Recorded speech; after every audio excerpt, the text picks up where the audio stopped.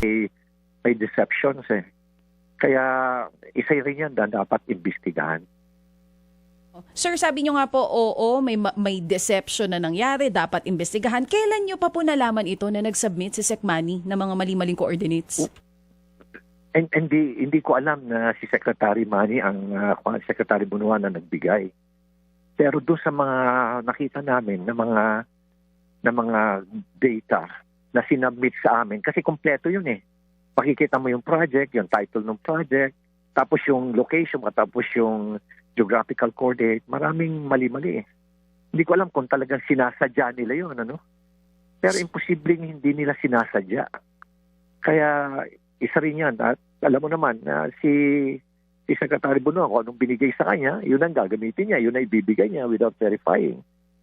Kasi alam mo, nung tinatanong ko siya, nung ICI, sabi ko nga sa kanya, billions were lost and you're telling us that you know nothing about it. Sabi niya, marami kasi akong inaasikaso din eh. At nandiyan naman yung mga USEC at ASEC para i-supervise siya. Sabi ko rin sa kanya, have you conducted an investigation? Tagal niya sumagot. Sabi niya, yes. Did you ever file a case? Wala naman siyang pinile na case. Inamin niya. Makikita mo talaga na marami rin siyang, kumbaga, kulang din siya ng supervision at kulang din siya ng knowledge on the ground. So, hined-on nyo na po pala siya bago pa po kayo nag-resign last September 26. Last year po yan, tungkol po dito sa mga mali-maling coordinates, and ang binabanggit po ng dating sekretary ng DPWH ay marami siyang inaasikaso, may mga USEC at ASEC naman na dapat yun ang tumutok dito sa mga coordinates na ito. Pwede po ba natin gamitin yung ganong dahilan? DJ Chacha, I did not confront him about the mali-maling coordinates. I just confronted him about the billions of pesos that were lost in their projects. Tapos sinasabi niya na wala siyang kaalam-alam. Oo, pero during that time, nung pong kaharap niyo siya, wala pa itong issue ng mali-maling coordinates. Yes, wala pa. Wala pa. Kasi nag-uumpisa pa lang kami noon eh. Pero nung tinitingnan na namin, ang daming ang dami talagang technical errors talaga. Ano po yung mga napansin nyo na technical errors? Yan, isa yan. Yung mga mali-maling coordinates. Isa yan. Tapos yung mga description ng projects na ang hirap intindihin. Tapos pag hinanap mo sa lugar, hirap ka manapin sa lugar. Tapos makita mo na parang yung mga projects magkakadikit yung projects, iba-ibang contractor, pero magtataka ka na ang amount, ito, let us say, ito, 120 million, 336, ito, 120 million, 645, ito, 120 million. Makikita mo talaga na, bakit ganun ang ginawa? Kasi iba-ibang contractor, pero halos magkakapareho yung amount, kunti lang ang differences.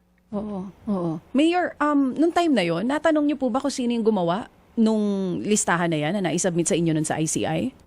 Hindi na namin natanong. Ako hindi ko na tinanong kung sino. Pero definitely, it came from the field. Yun ang mga, yun ang mga reports ng mga field offices eh. Meron kasing opisina dyan sa DPWH. Nakalimutan ko yung pangalan eh. Na nandun lahat yung sila yung project monitoring unit. Nandun sa kanila lahat yung data. Meron dyan sa yan. Kasi nakipag-ugnayan ako sa kanila, nakalimutan ko lang yung pangalan.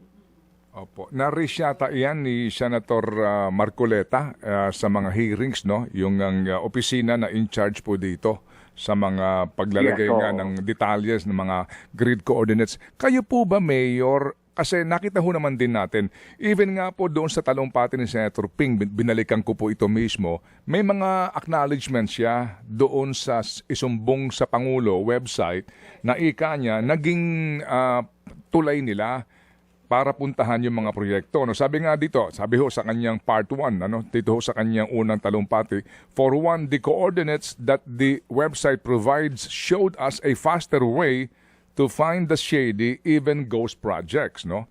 So, kayo ba mismo, sir, sa inyo po bang mga pinuntahan, meron ba kayong as in mali talaga na ito yung coordinates, tapos doon sa lugar, wala palang proyekto na maaari mo sabihin na ghost project kasi yun ang nakalagay sa coordinates, parang to mislead you? Yes, meron kaming nakita ho. May mga nakita ho kami na ganun ho yung mga kwan. Diyan ho sa La Union, meron ho kaming nakitang ganun. Kaya nga ho, nagtataka kami. Confusing ho talaga. Sabi ko, bakit ganitong kwan? Sistema nila na reporting. Tapos walang, ewan ko kung nagbabalidate sila sa ground. Ang sabi sa akin nung empleyado dun sa in-charge sa project monitoring sa central office ng DPWH, sir, we can only depend on the data that's being submitted to us. Kung late, sir, yan, wala kami magagawa. Pero as much as possible, gustuhan lang namin na real time, pero hindi rin namin magawa. Patas wala rin naman kaming sufficient number of personnel na i-verify talaga sa ground. Si Senator Lacson po kasi nakapagbigay ng lead, di ba, sa atin, ano, sa kanyang dalawang talumpati, and we sincerely appreciate that. Kayo ho ba, sir, nagkusa din kayo? Meron din kayo mismo separately doon sa expose ni Senator Lacson na nadiskubre talaga na ghost projects? Meron ho kami. Meron ho kami. Diyan ho sa La Union. Nakita ho talaga namin yung ghost project dyan. Itinago nila. Patas dito sa La Trinidad Benguet, nag-file nga ako ng kaso na ghost project. Ito naman yung kwan. Ito naman yung solar lights. Na iisang lugar, isang stretch, dalawang project, 120 million, kunti lang ang diferensya, pero isang stretch lang ng road, number of solar lights, nakapagtataka nga kaya nila, ang lakas ng loob nilang gawin yun. Ang lakas ng loob nilang gawin yun, nakapagtataka rin ho talaga So yung may isang project... Ganun din ho sa... Go ahead, sir. Go ahead. Ganun din po sa La Union. Doon ho sa lugar ni Congressman Garcia, nakita ho namin yun. Solar lights ito. Sa Benguet ho, solar lights. Okay. Doon naman ho sa La Union ho, flood control. Okay, flood control. Sige, kasi po separate nga itong solar lights. No? Doon kanin nyo sa Benguet, kumbaga may isang proyekto, nag-double sila ng appropriations, di ba? Kumubra doon sa ghost, tapos kumubra pa sa overprice. Ganun po nangyari. Ano po? Opo. Okay. Ganun ho yan. Opo. Sige, dito po sa ghost projects po, so kayo po mismo, nung na-discover nyo po ito, kaninyo, halimbawa dyan sa La Union, sakto ba yung grid coordinates na ibinigay ng isumbong sa Pangulo o ng DPWH, o na-discover nyo ito separately? Separate ho namin na-discover yan. In fact, kasama ko si Kwan Isinama ko si Secretary Vince dyan Pagpunta nga namin doon, sabi namin, nasaan na rito yung project? Nasaan na? So, nagtataka kami, mabuti na lang. May napansin ako nag-uusap ng mga presidente doon. Hinatak ko yung isa, pinakay ko sa sasakyan. Binanggit niya sa akin, sir, dati rito sir, nandyan yan, pero tinakpan na sir nila. Nilagyan nila sir na sheet pile, pero parang nakalata yata siya magkakaroon investigasyon. Tinakpan nila, tapos umagos na yung tubig, hindi na ho makita. Kasi mali-mali nga ho yung, kulang-kulang ho yung sheet pile na nilagay. Opo. Sir, yung pong sinasabi na isa sa pwedeng motibo is that para ho magmali-mali and then gagawa ng report hango sa maling informasyon, incredible na yung report. Para bagang alam niyo ho yun, yung sirain, yung kredibilidad ng mga reports. Tingin ho ba ninyo mayroon pong ganong angulo na posibleng kung sino man po may gawa nito? That is exactly po siguro yung motive ho nun. Karoon ho ng deception, tapos para gawin nilang, palabasin nila na tapos na yung project. Isa rin ho yan sa mga tinanong ko kay Kwan kay Bryce Hernandez Sabi ko sa kanya, bakit napakalakas ng loob ninyo?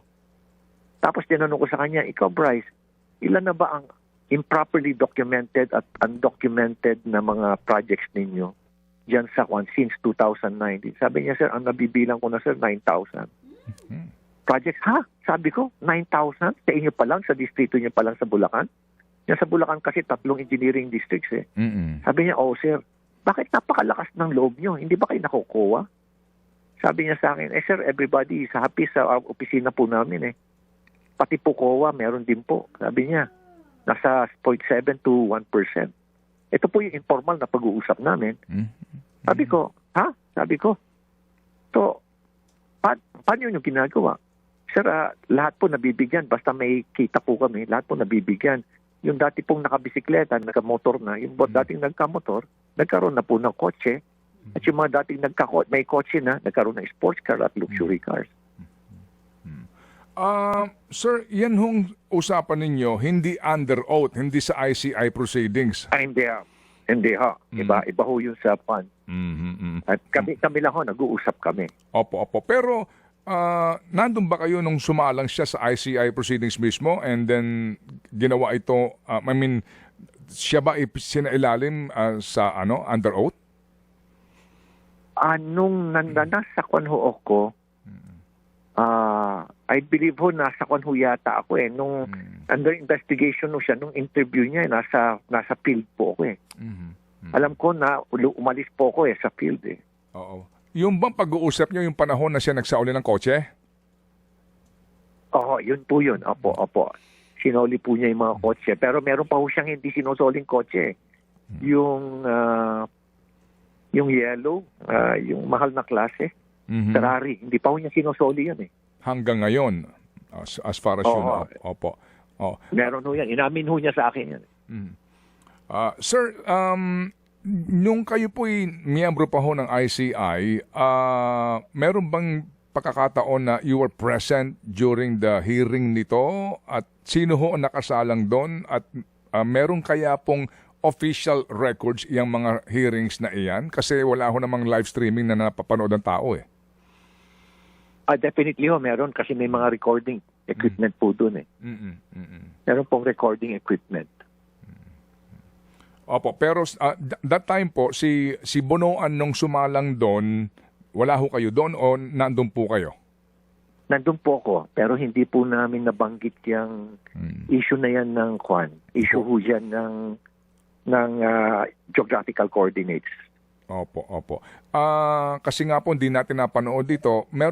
Ano ho lamang ang natanong ng mga ICI commissioners doon? Kayo ba nakapagtatanong bilang consultant? Nakapagtanong opo. Kwan po ako, kasama ho ako sa mga nagtatanong, 4 po kami lahat. Opo, oo. At nakafocus po yun doon sa kwan sa role niya, ano yung ginawa niya, paano nagkaroon ng mga anomalies. Yung nga ho yung mga, doon po nakafocus yung mga tanong na yun. At ano yung mga ginawa niya. At nabigyan din po ako, kaya nga ako kinonfront po siya eh. Na billions were lost and you're telling us that you know nothing about it, sabi ko sa kanya. Hindi po nakaharap doon si dating Yusek Cabral, di po ba? Separate po yun. Opo. Nandun din po ako nung kay Yusek Cabral. Nung naandun po si Yusek Cabral, are you at liberty to tell us, paano po naging usapan ng komisyon with her? Well, pinag-i-explain po siya doon sa kanyang role, ano yung ginawa niya, tungkol dito sa mga allocation of funds. Yun po yung mga pinag-usapan doon eh. Very confident nga siyang sumasagot eh. Very confident siyang sumasagot doon sa mga commissioner until I had I was given the floor to ask the questions. Ang sabi ko sa kanya, Yusek Cabral, why is it that you're perceived as the most powerful Yusek in the PWH, that you're even capable of countermanding the order of your boss? Sabi ko sa kanya. Sabi niya sa akin, hindi naman po sir, hindi naman po. Sabi ko sa can you please stand up? Sabi ko sa kanya. And please approach the digital board and I'll show you a chart and kindly explain these numbers. Pinakita ko sa kanya ngayon yung tinatawag nilang Cabral files because I have that since September pa when I was in ICI. Doon ko pinakita sa kanya, explain mo nga ito. Sabi ko, itong Mindoro Occidental, ang net na nilagay nyo rito sa area ni Congressman Tariela was 2.5 billion. Bakit naging 20.9 billion yan for 2025? Anong absorptive capacity niyan? O similar kay Congressman Panaligan, sabi ko. Misamis sa Mindoro Oriental, 1.5 billion. Yan ang absorptive capacity and yan ang net after the series of committee hearings. Tapos biglang itinaas nyo ng 20.7. Sabi ko, ikaw ang nag-prepare niya, di ba? Ikaw ang planning. Bigla siyang nanginig eh. Naginig niya kasi alam niya, siguro nag-iisip siya, paano nagkaroon si Magalong ng kopya nito? Kasi familiar siya, nakita ko sa mukha niya, pina-observe ko yung mukha niya, familiar siya doon. Bigla siyang inubo, tapos humingi ng tubig. Tapos umiinom ng tubig, nanginginig na siya. Sabi ko, I struck a nerve dito. Kaya sabi ko, tapos sumingit na yung mga tumayo na rin yung mga commissioner, lumapit na rin sa digital port. At nung tinatanong na namin sa kanya, who ordered you to increase? Kasi ang dami ho eh. Ganun nung nangyari doon eh. Ang dami pa hong mga congressional district eh. Region 4B pa lang yung pinapakita ko eh. Bigla siyang sumagot, si Secretary Bunuan po, sabi niya. Paano po natapos ang inyong pagtatanong sa kanya, Mayor?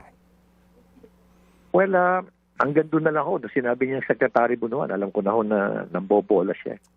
Kaya siguro wala na ho siyang mababanggit na pangalan. Binanggit niya si Secretary Bunuan. Tapos hindi na ho ako nagtanong. Tumalikod na lang ho ako. Opo. Yung hawak niyong Cabral files, kung pwede lang ho namin itanong, saan nang galing yun? Nakuha ko po sa isang reliable na person ho dyan sa loob ng Kongreso, sa House. Hindi ko lang po pwedeng i-reveal sa inyo, Sir Ted. Opo. Bakit niyo siya tinatawag na Cabral files? Kasi sa akin is, di ba may naglalabas din ho si Congressman De Viste at tinawag na Cabral file. So I presume ho na since nagtatama ho yung mga numbers namin, kaya tinatawag ko lang ho siyang Cabral file. Kasi alam ko na sa kanya galing yun eh. Siya ang nag-prepare nun eh. Kasi planning ho siya eh. At tinanong ko sa kanya, ikaw ba nag-prepare nito? Tinanong ko sa kanya yun eh. Una, hesitant siya magsalita eh. Tapos sumagot siya ng positive. Siya nagpe-prepara. Yeah, alam niya yun eh. Oo. Opo. So ito hong hawak ninyo na files na ito, gaano ito kakapal? Gaano karami ito? At doon po ba may mga linya ng kung magkano yung NEP and then eventually kung magkano na ang naging versyon sa BICAM and yung sinasabing yung allocables sa bawat distrito at bawat senador kung meron man at cabinet secretary? Well, yung sa akin ho, hindi ho kasali yung 3 files ho kasi yun eh. Sa akin, 3 files. Pero tama ho yung description nyo. Meron ho mga allocables, outside allocables, ganyan. Yung NEP, tapos yung total GAA, ganun ho. Total budget. Yun po yung laman. Pero wala pong senators, wala po ako yung mga party list, wala rin po yung mga cabinet secretary. Soft copy po ito? Yung first file ko ho, siguro maabot na mga 17 pages, 18 pages. Tapos meron pa akong ibang files pa ho, yung mga proponent ho dyan, si Saldico. Yan. Tapos yung isa na naman ho, meron na naman. Opo. Soft copy po ito? Ang binigay sa akin is soft copy at pinirnisyan ko na mismo ang ICI. Lahat ng mga commissioners, binigyan ko ng kopya. Binigyan ko rin kinausap ko rin si Secretary Vince dito, pinakita ko sa kanya. Pati siya nagulat. Tapos sinabit ko na ho yan sa CIDG. Opo. Sige. So, sabi ho ninyo Saldico, si Saldico po party list eh. So, meron pa rin yung party list. Kasi party list siya, di ba? Ako, Bicol. Oo. Nandun ho yun. Yung mga proponent, siya ang proponent. Sa mga iba-ibang mga, nakalagay ho dun eh. Proponent, Saldico, nakalagay dun. Opo. Sige, so kung ito po'y hawak na ng CIDG, sino po ang pinagbigyan nyo nito? Nakabalita ho ba kayo kung anong kanilang ginawa na dito? Kasi ngayon, ang sabi ho naman daw, willing ang PMP kung ibibigay yung Cabral files na hawak o mano ni Leviste para po sa kanilang forensic examination daw. Authentication, ganun. Well, siguro, pinadala ko po kay Major General Robert Morico, yung head po ng CIDG. Hindi ko na po alam, Sir Ted, kung ano po yung succeeding action ho nila doon, subsequent action. Opo, sige po. Opo. Mayor, yun pong ICI ngayon, as we all know, ano po, ay isa na lang po ang natirang ang commissioner. Ano po ang inyong maipapayo kung meron man sa kasalukuyan pong ICI na obviously wala silang quorum, pero ang sabi po ng Malacanang ay pwede pa raw po actually mag-refer ng kaso sa ombudsman. Well, ganun naman po talaga ang nangyayari po, Sir Ted. Referral po lahat yun . Pero ang importante kasi collegial body. Paano maging collegial body kung iisa na lang ho? No? Maski na ho, siguro i-open ho nila kung sinong gustong mag-apply as commissioner. Patingin ko siguro tatanggi na ho yung iba because of what happened na biglang nag-resign yung mga commissioner. Kasama na rin po ako doon. Not as commissioner but special advisor investigator. Siyempre ho, wala na ho. Kasi nung umpisa pa lang ho yan, nung naghahanap po sila ng chairman, hirap na ho na maghanap ng chairman . Lalo pa ho ngayon. Ano ho ang inyong pagtansya sa kasalukuyang kredibilidad ng ICI? Well, in terms of the efficiency, competence ho ng mga commissioner, talagang dedicated ho sila. No? Kasi nagkakaroon ho kami ng meetings . Makikita ko talaga yan na talagang dedicated ho talaga . Nandun ho talaga yung kanilang enthusiasm . Pero nung na-realize ho namin na wala pala kaming power, wala kaming authority, wala kaming contempt powers, walang subpoena powers, wala ho, limited, nakatali ho yung kamay sa likod. Kaya nga ang pinaigting ko yung investigation. Yung investigation, kailangan ko, pinahinto naman po akong mag-investiga. Tsaka wala rin kayong pondo. No? Walang pondo. Walang pondo talaga nun. Wala akong sweldo yung mga tao. Talagang para sa bayan, for la patria ho talaga. Opo. Sige. So, Mayor, kamusta sa Benguet? May mga movement ba dyan? May mga pagtatangka ba? Nasunog daw ho ang Cordillera DPWH pero maiksi lang po yung haba ng sunog.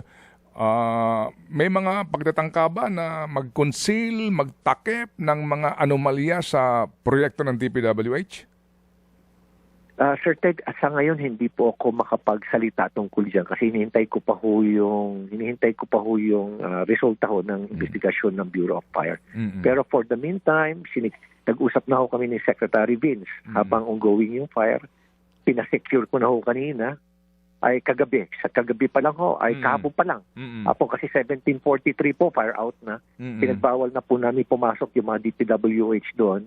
Tapos ngayong araw, sinicure na namin, 24 hours, ngayong araw darating po yung mga tao nila sa central office. Opo, yung mga arson investigators, Mayor. Opo, ng Bureau of Fire para masinsinan po ang pag-iimbestiga. Sige po, so aantabay kami. Kagabi pa po yun. Ay, kagabi pa po yun. Oo, so maghihintay po tayo sa magiging official report po nila. Mayor, kung maalala po ninyo, bagong-bago kayo Mayor sa Baguio, napag-usapan natin ang kahalagahan ng Cannon Road sa inyong turismo at saka sa ating mga motorista, di ba? I prefer to pass by there kasi nga shortcut ako. Paano kaya ngayon yan? Kasi hindi maitatanggi, importante ang rehabilitasyon at pag-aayos ng Cannon Road, ang mga bulubuntukin dyan. Meron ba kayong napag-uusapan with Secretary Vince na yung maayos na paggawa, walang anomalya, walang overpricing kasi nga importante yan . Opo. Alam niyo, Sir Ted, noong 2019, first time ko na-meet si Undersecretary Cabral. Kasi nagkaroon sila ng roadshow. Umikot sila sa buong bansa regarding the rehabilitation of Cannon Road. Ina-explain nga nila sa akin yung mga tunneling dyan . Tapos talagang meron dialogue. Kaya ako naman tuwan-tuwa. Nagtaka lang ako na after the roadshow, hindi na itinuloy. Ay marami naman palang marami palang mga kumpanya, construction companies na malalaki na talagang nagbigay ng interest. Yes, finally, I realized na kaya pala hindi tinuloy kasi ginawang pagkakakitaan, milking cow. Yung mga rock netting projects, yung yung mga substandard na paving nung Cannon Road. Kaya pala hindi nila na-rehabilitate. So isa ngayon sa mga tinitingnan ngayon ni Secretary Vince ngayon is how to rehabilitate it almost permanently para talagang hindi na mataas yung yung yearly maintenance niyan. Sabi nga marami nga nagsasabi na dapat tunneling na dyan. Yes, so yes. hinihintay ho namin. Opo. So kasi nga po, ang malungkot dito dahil sa anomalya, nahinto, no? Kasi dati nga po, ako nagulat, bilyon pala ang inilalaan dyan taon-taon, no? Na budget. Opo, Sir Ted. Totoo po. Totoo po yan. Bilyon-bilyon, pero yung nga, hindi na aayos, parang gusto nila na laging sira kasi laging may pera. Ganun ho yun. Ganun po yung perception ko po doon. Kaya hindi na ho tinuloy yung rehabilitation. Well, anyway, ito lang po nga para po sa turismo sa Baguio, para po din sa convenience ng mga motorista doon na private motorist. Baka din po, ito lang po, input, Mayor, yung pong pinakamataas na bundok sa Europa, yung Mount Zermatt sa Switzerland. Opo. Ipa-research nyo po kasi kung may mga interesado dyan ng mga dalubhasa kung paano aayusin, kasi magtataka ka doon, ang layo nun, ilang bundok ang dadaanan mo, dadaan ka pa sa tren, sa ilalim ng bundok, may tren para i-transport yung mga sasakyan. Nagawa nila doon, tapos ang kanilang mga canopy, solid na mga bakal, kitang-kita mo yung mga malalaking boulder sa taas ng canopy. Nagawa nila ng paraan, ano daw doon sabi sa akin nung chuper, constant daw doon yung rock falls, pero yung nga ang ginawa, ang tibay ng kanila pong canopy at puro nga sila sa ilalim ng daan, kaya isa po ito sa pinupuntahan ng napakaraming turista kasi nga easily accessible, kahit na may kotse ka, pwede kang pumunta doon at himala na makakadaan ka sa mga bundok. Yan po yun, Mayor, Mount Zermatt sa Switzerland. Good idea po. Probably something that I will discuss with Will discuss with Secretary Vince. Pero hindi po ako nalaman na ang sitwasyon pala parang Baguio din. Pero bakit nakakaakyat yung train? I think that is something that is found in Austria yata ba yun? Yung binabanggit din sa akin. Opo, yun. Kaya marami yung talagang mga similarly situated na pwedeng gawan talaga ng paraan. Opo. Basta maayos lang ho talaga yung budgeting. Maayos lang po yung paggastos sa pera. Opo, paggamit sa pera. Opo, paggastos ng pera. Okay, sige. May pahabol kang tanong. Go ahead, please. Mayor Benji, ngayon po may binabanggit din itong si Senator Ping Lacson. Isa rin daw sa mga iniimbestigahan ngayon yung link ng mga diskaya kay former Speaker Martin Romualdez. May sinasabi na property na nabili dito sa Maynila na ginamit ang mga diskaya. Noon po bang nasa ICI kayo, meron na kayong nakitang link ng mga diskaya kay former Speaker? DJ Chacha, wala ho kaming na-gather na ganyang information. Or wala po. Or to any contractors linking to former Speaker, wala rin pong ganon? So far. During that time, wala pa ho kaming mga ebidensya na natanggap. Okay, sige. So Mayor, salamat po sa inyo pong panahon sa aming programa. Ito po yung napakainam para po mas maunawaan po ng ating mga kababayan ang napaka-importanteng isyong pambayan. Salamat po, Mayor. Maraming salamat po, Sir Ted. Maraming salamat, DJ Chacha. Thank you. Salamat. Mayor Benji Magalong, dati pong investigador ng ICI. At sa ating mga kababayan sa Switzerland, Sorry, I have just to mention that. Kasi naikwento lang naman sa akin yan, girl. Yang sa Mount Zermatt. I-google mo. Sige, hanapin ko yun. Yung Toblerone na tsokolate, Toblerone, nakita mo may bundok doon. Hindi ba may mountain doon? Yun yung Mount Zermatt. Kaya yung mga turista nakakapunta ron, pas maganda, clear skies, no?